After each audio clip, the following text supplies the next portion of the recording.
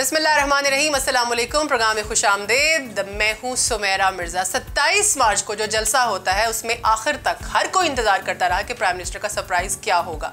उनकी तरफ से वो बहुत बड़ा सरप्राइज़ था जो ख़त उन्होंने डिस्क्लोज़ किया, लेकिन शायद आवाम को किसी और बात का इंतज़ार था, वो भी हुआ। जी हाँ, कल के रोज़ प्राइम मिनिस्टर इमरान खान ने बहुत बड़ा सरप्राइज़ दिया।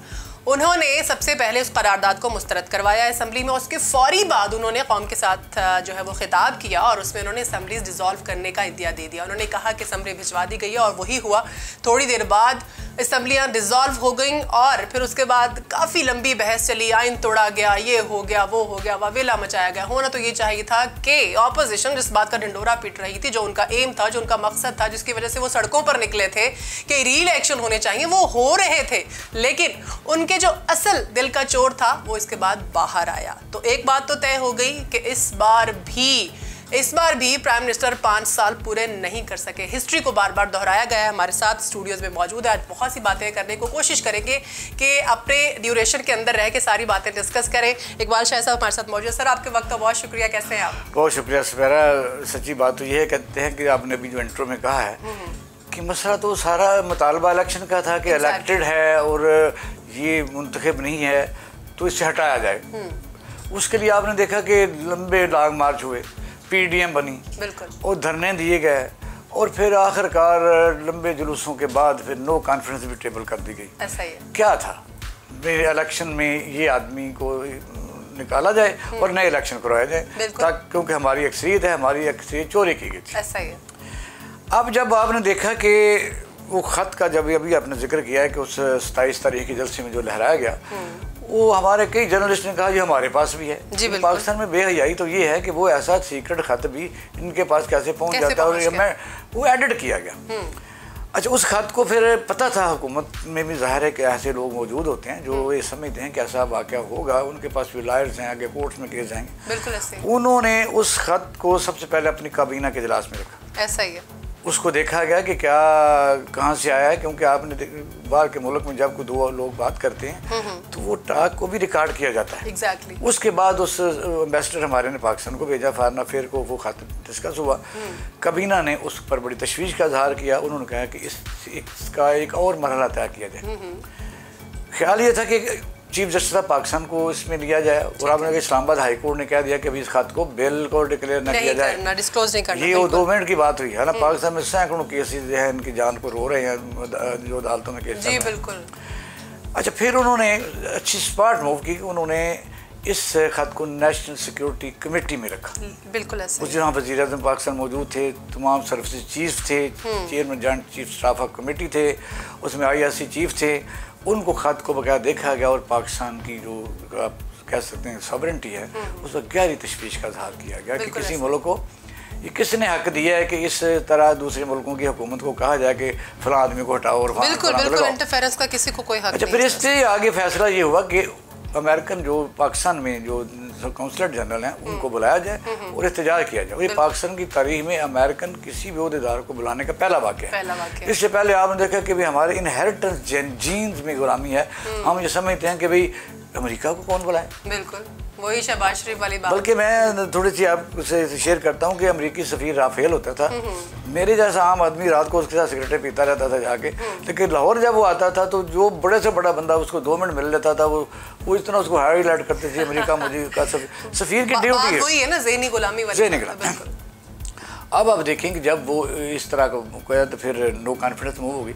बैन उसी तरह, जिस तरह इसकी मिसाल इस तरह कि कोई आदमी किसी को कहे कि फलां आदमी को कत्ल करना है और उसी तारीख को वो चल पड़े, असला इकट्ठा करे, ट्रांसपोर्ट ले, लोगों को अपने साथ शामिल करे और वक्त मुकर्रा के ऊपर पहुंच जाए। अपोजिशन को ये पता नहीं चल रहा था कि तमाम उनकी चीज़ें बात हो रही हैं। उसी तरीके से वो जो 7 तारीख का खत था, उसी तरतीब से साथ साथ सारी चीज़ें चल रही थी। अच्छा सर, इस दफ़ा मैं गवर्नमेंट की तारीफ़ करना चाहूँगी कि इतने 3-3.5 सालों में इन्होंने बड़ा वाइसली इसको लिया है कि जी इसकी वजह यही हो सकती है कि 1-2 लोगों को इन्होंने एतमाद में लिया और ये कल इन्होंने मूव खेल ली। अगर ज़्यादा लोगों को एतमाद में लेते तो शायद ये बात एक्सपोज हो जाती, जिसके बारे में अपोजिशन सोच भी नहीं सकती थी। देखिए, पता क्या, जिसको इवल जीनियस कहते हैं ना, ये दोनों तरफ हैं। अपोजिशन भी हर तरीके से सोच रही थी कि ये भी हो सकता है, उसका तोड़ ये है, ये भी हो सकता है, उसका तोड़ ये है।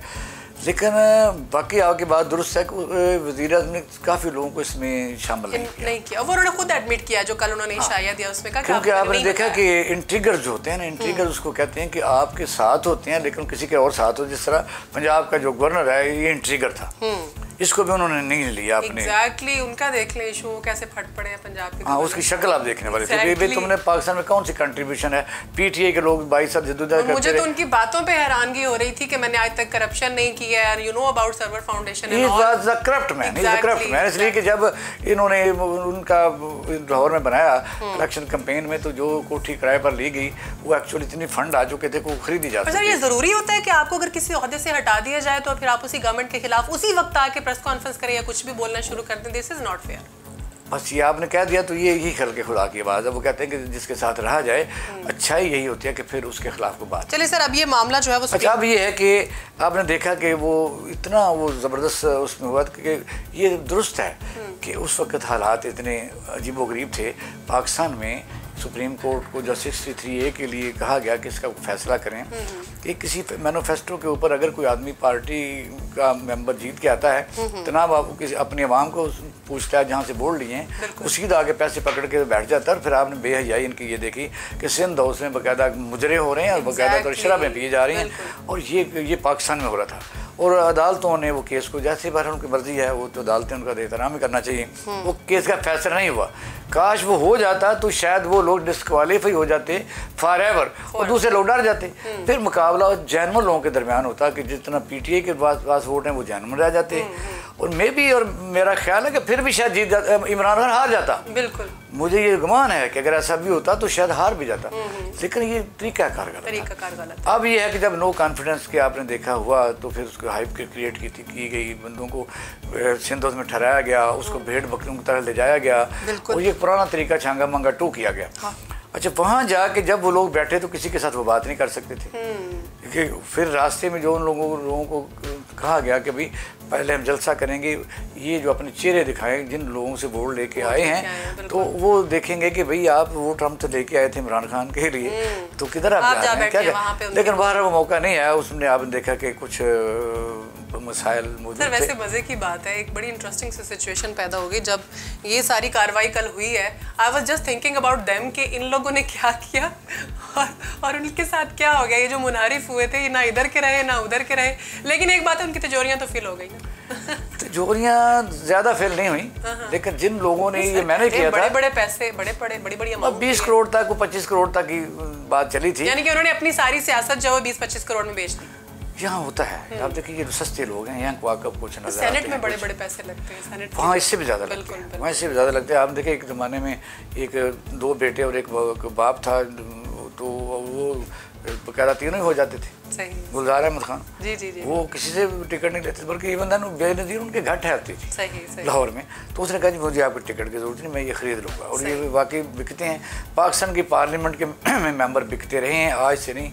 इसीलिए आपने भी जो इंटरव्यू में कहा कि यहाँ कोई वज़ीर आज़म 5 साल पूरे नहीं कर सका। और फिर ये है कि अगर 5 साल पूरे नहीं कर सका तो ये जो मैं समझता हूँ, मैं तो बिल्कुल एस्टेब्लिशमेंट को कहते हैं, पाकिस्तान की सरहदों की मुहाफ़िज़ है वो, और उन्हीं की कुर्बानियाँ है कि पूरी दुनिया में 10वां नंबर है उनका, टॉप पर। एस्टेब्लिशमेंट का नाम लिया आपने, sorry to cut you off here.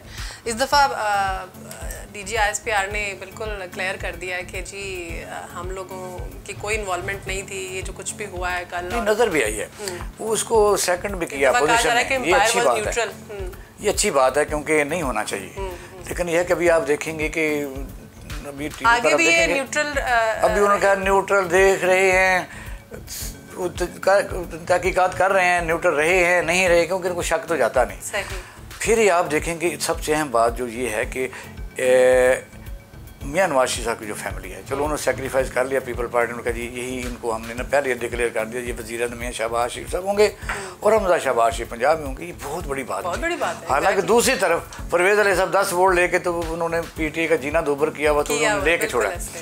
अच्छा, ये बहुत बड़ी मूव थी, लेकिन ये खुद सोचना चाहिए था कि ये पाकिस्तान जो है ये कोई भेड़ बकरियों का मुल्क तो है नहीं। बिल्कुल। ये ऊपर अगर वालद इतनी बड़ी आपकी जमात है, इतनी बड़ी आपकी कैबिनेट, इतनी बड़ा नंबर है आपके पास एक, ठीक है ना, कि आप कुछ लोगों को शामिल करते हो तो आप अपनी जो है वो गवर्नमेंट बना सकते हैं। अपनी ताकत समझते हैं, फिर भी अपनी ताकत समझ, सियासत के जरासीम ही नहीं जाते आप। ये अपनी ताकत समझते हैं, एक्चुअली यही कमजोरी है।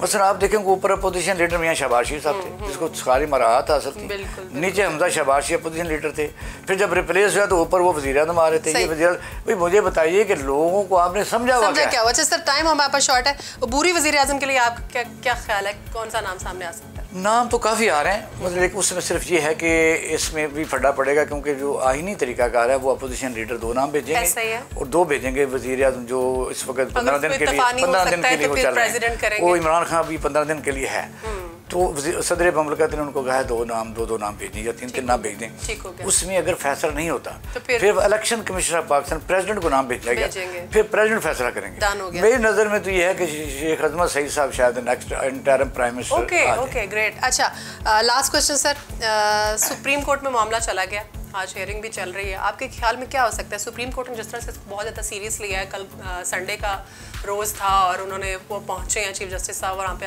जाकर उन्होंने अपनी अदालत लगा ली, आज के ऊपर फिर उसको मुलतवी कर दिया गया।